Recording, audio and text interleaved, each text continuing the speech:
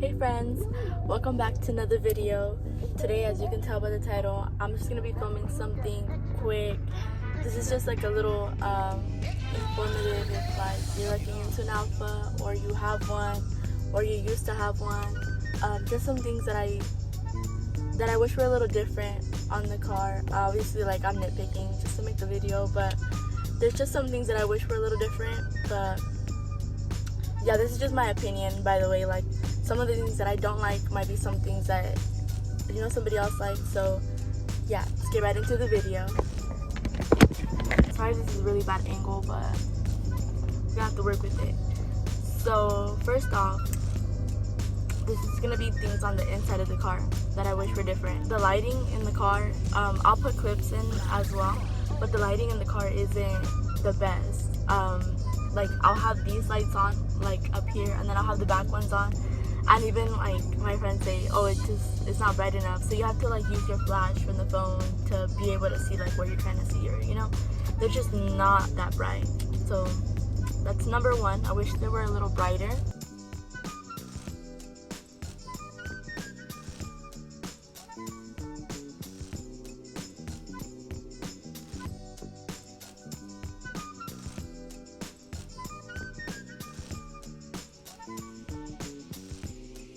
Secondly would be the infotainment. It's really slow. So on my years of 2020, so like they made the screen touch screen. This is the first year that they did that. Obviously it's not gonna be as responsive, but I don't know if it's because like the manufacturing or but I've noticed that on Hondas it's a lot more responsive. And that's like not like trying to talk bad or anything, but comparing the price with the cars, I'd expect this to be as good as Honda, but they're just starting off, I guess. I don't know, but it's very slow. So like you'll press something and then it'll take a while. I'll insert a clip as well somewhere.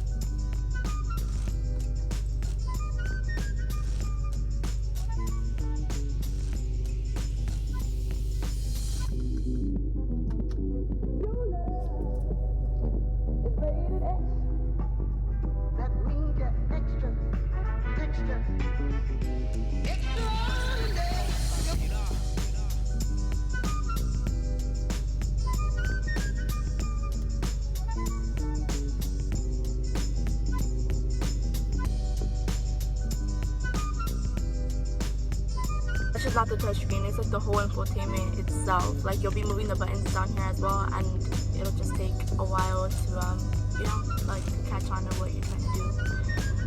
That's the infotainment. So the second thing, and then the third thing would be the AC.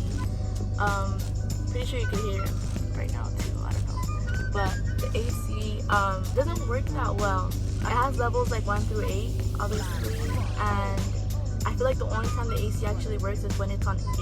But the bad thing is that it sounds really loud and unnecessary. So yeah, the AC, I wish it would blow a lot cooler.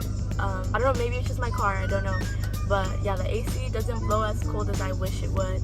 And living in California, like it gets kind of hot. Not as hot as other places, but it gets hot. So talking about like cold, like the AC and stuff, like getting hot in here.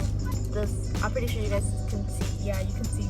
It's so like thin, and you can like see it. It's so thin, like. So the sun, when it's beaming, like it'll come through, so it'll get hot in here. I just feel like a lot of heat gets in here, and especially if the AC doesn't work as well, it's not a good mixture. So yeah, the sun really do be getting that sunroof. Like, I know it's called the sunroof for a reason. I know, trust me, I know. But yeah, that's number 4. So another thing, when you're in the car and like you're sitting, let's say you turn off the car, right? Let's say I turn it off, and I'm just sitting in. After a while, maybe like after 5 minutes, I don't know if it's just my alpha or if anybody else can relate, by the way, on any of these things. Like comment down below, let me know if you like struggle with the same thing. And then you'll hear like a locking sound, like a really loud, like three locking sounds. I don't know what it is, just sound really weird, but it's like a locking sound, and I think it happens like twice or 3 times while you're in the car, like, and it's off. It might be like the locking system, obviously, but it's just like unnecessary. These are unnecessary things that, you know, should not be happening, but they do. I'll insert a clip of that as well.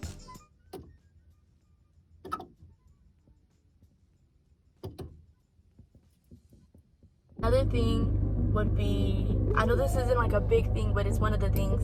And let's say you want to turn off your headlights. I don't know, some of y'all nasties for that sneaky link or whatever, I don't know. But you might want to have like the headlights off or something, right? So you can't have the headlights off at all while the car is running. Like, I know on some other cars, like, there's a knob and you're able to switch off all the lights or switch them all on, you know, like. On here, it doesn't let you do that. It only lets you turn them all off if the car is parked. Yeah, but while the car is running, you're not able to turn off any headlights or mess with any of that. So, I don't know. Maybe safety purposes or whatever. You know what? It kind of does make sense. Safety purposes. I don't know. That's just me. Another thing, kind of lost track of how I think so. Another thing would be dealerships. So, Modern Motors, a great YouTube channel on here that works on their alpha. They mentioned this in their video as well, and it did make a lot of sense. And I think they live in Texas, and I'm in Cali, but literally same issue here. Like, I believe there's only 3 alpha dealerships around me. Like, not even just around me, but like within my area. And there's still quite a drive. Like, they're kind of far out. But yeah, there's only about 3 dealerships.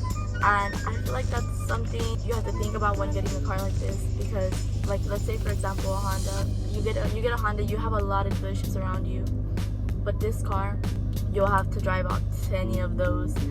And I mean, they're helpful, they're very helpful, they're very nice there, but yeah, that's limited dealerships, so that's something you have to think about as well.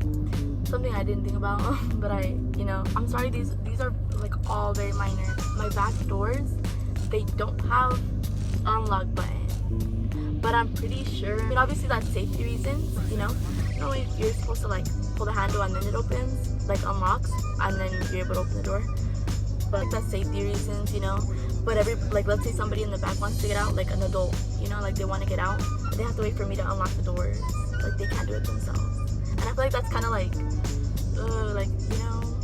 like, why isn't there not an unlock button? Or, like, I get it, you could put child lock on the car, like, that's fine, like every other car. But this one just does not have an unlock button on the back doors. And they have to wait for the driver to, unlock it. Or maybe even the passenger side, because there's an unlock button on that side too. Yeah, that's pretty much it on the inside that I can think. The big things for sure would be, like, the dealership, not being around that many dealerships, because it does get, like, let's say you need roadside assistance or something, if let's say you're way out, you have to wait for somebody, dealership or your insurance or wherever it may be, like, for them to get to you. So depending on where you are, like, that might be quite a drive. 6. So they're so tiny, and again, maybe because it's sports car, whatever, but they're very tiny, like, and I'm short, so when I have this thing down, like, it doesn't even cover the sun from me. Or even when there's somebody tall in the car, it does not cover the sun from them, because it's literally like this. But as far as the car, like, I'm being all negative over here. There's things that I do love about the car. This is just a me thing, but I've always wanted a car that has, I think a lot of luxury cars have this now, but a car that has, like, you lock the car and then the side mirrors just roll in, like, they just fold in, like, automatically. That's something I've always wanted. Like, I think that's so cool. I think it's just the small things for me, but yeah, that definitely is one of the things I love about this car. Another thing is the way that it handles. This is, like, on the outside and, like, the way it drives, but the way it handles is very adaptive, I would say. I know that they say other cars handle well, but this one definitely handles very well, and I love that about it. Another thing would be, this is within all alphas, the color choices that you're able to get, like, on the cars. I think they're very, like, unique and beautiful. Like, the colors and the color names too, they're very nice. you're able to get this color with the red interior, or you're able to get like a green with the tan interior. You're able to get, I don't know, there's just many combinations, and you're able to get calipers like whichever color you want, whichever color you choose.